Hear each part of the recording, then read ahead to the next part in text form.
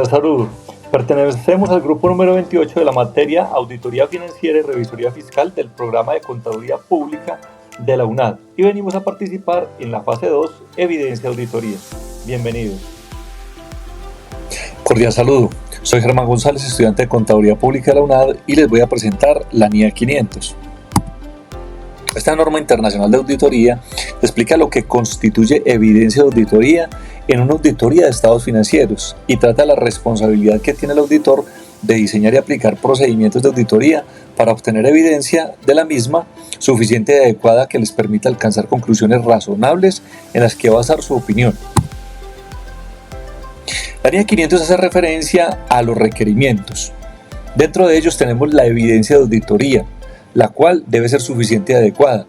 La información se utilizará como evidencia de auditoría. Se seleccionarán los elementos sobre los que se realizarán pruebas para obtener la evidencia de auditoría y se revisará la incongruencia de la evidencia o reserva sobre su fiabilidad. Ahora bien, dentro de la guía de aplicación y otras anotaciones explicativas, se tiene primero la evidencia de auditoría suficiente y adecuada debido a que es necesaria para sustentar la opinión y el informe de auditoría. La suficiencia es la medida cuantitativa y la adecuación es la medida cualitativa de la evidencia de auditoría. En segundo punto se tiene la obtención del conocimiento del trabajo del experto de la dirección, la cual incluye la comprensión del correspondiente campo de especialización. Y como tercero tenemos la incongruencia de la evidencia de la auditoría o reserva sobre su fiabilidad, la cual depende de la obtención de dicha evidencia de auditoría a partir de fuentes diversas. Muchas gracias por su atención. Bueno, ahora le voy a hablar de los tipos de evidencia de la auditoría y la NIA 501. Los tipos de evidencia de auditoría son los siguientes. La evidencia fiscal, que se encarga de las inspecciones directas de los activos tangibles, como son los inventarios. La evidencia documental, esta es la revisión de documentos como factura, contrato y estado financiero. Seguido la evidencia testimonial, que son las declaraciones de las personas relevantes como los empleados o directores. Luego la evidencia analítica, que son las comparaciones y análisis de las relaciones entre los datos financieros que hay en X empresa. Y por último la evidencia confirmatoria, que son las confirmaciones externas, por ejemplo los saldos de los clientes o proveedores.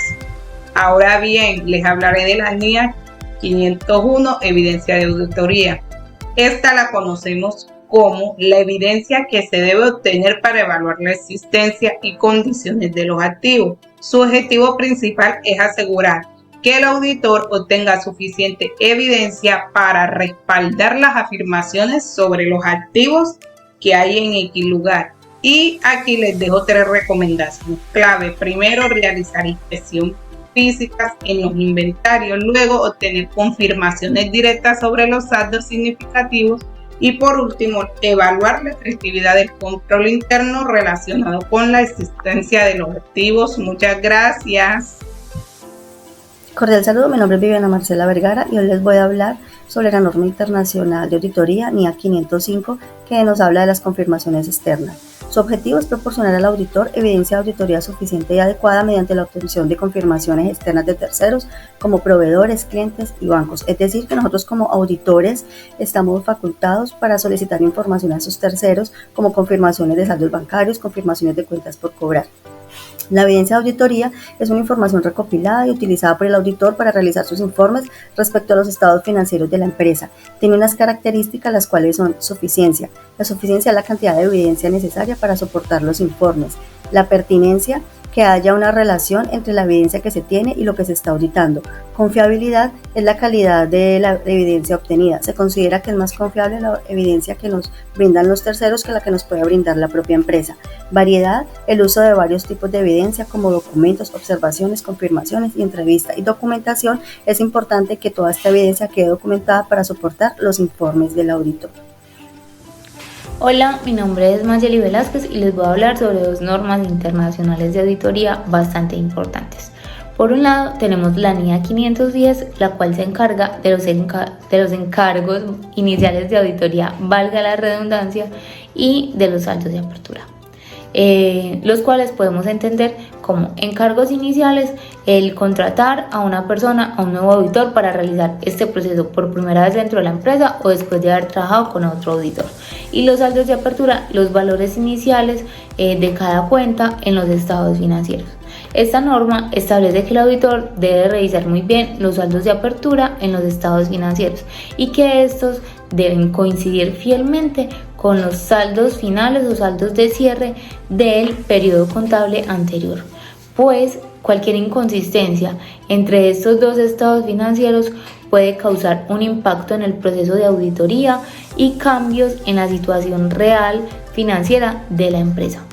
Por otro lado, tenemos la NIA 520 que nos habla sobre los procedimientos analíticos. ¿Pero qué son los procedimientos analíticos?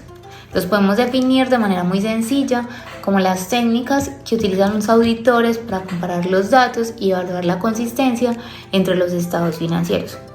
Así, los auditores revisan las relaciones entre los ingresos, los gastos y los demás elementos y evalúan su comportamiento entre periodos y esto les permite identificar irregularidades o riesgos potenciales. Si de pronto se llegan a encontrar cambios inesperados, estos deben ser investigados o evaluados a profundidad para garantizar que los estados financieros sean razonables y consistentes y que estemos conociendo la verdadera situación financiera de nuestra empresa o de la empresa para la cual estamos laborando. Gracias por su atención. Cordial saludo, hoy les vengo a hablar de la NIA 530, muestreo de auditoría, y la NIA 540, auditoría de estimación contable.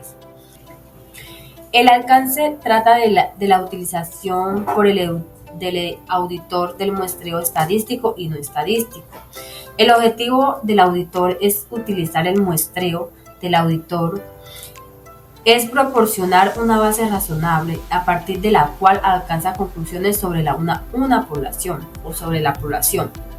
Una de las definiciones que tenemos es el muestreo de la auditoría, la población, riesgos de muestreo, riesgos ajenos de muestreo, anomalía, entre otras. Etapas del muestreo de la auditoría. Tenemos un diseño, una selección de prueba, examen de elementos seleccionados, una evaluación. Después de esto, este proceso del auditor podrá emitir una opinión acerca de la seguridad razonable de los saldos en base de resultados. Continuamos con la NIA 540, auditoría de estimación contable.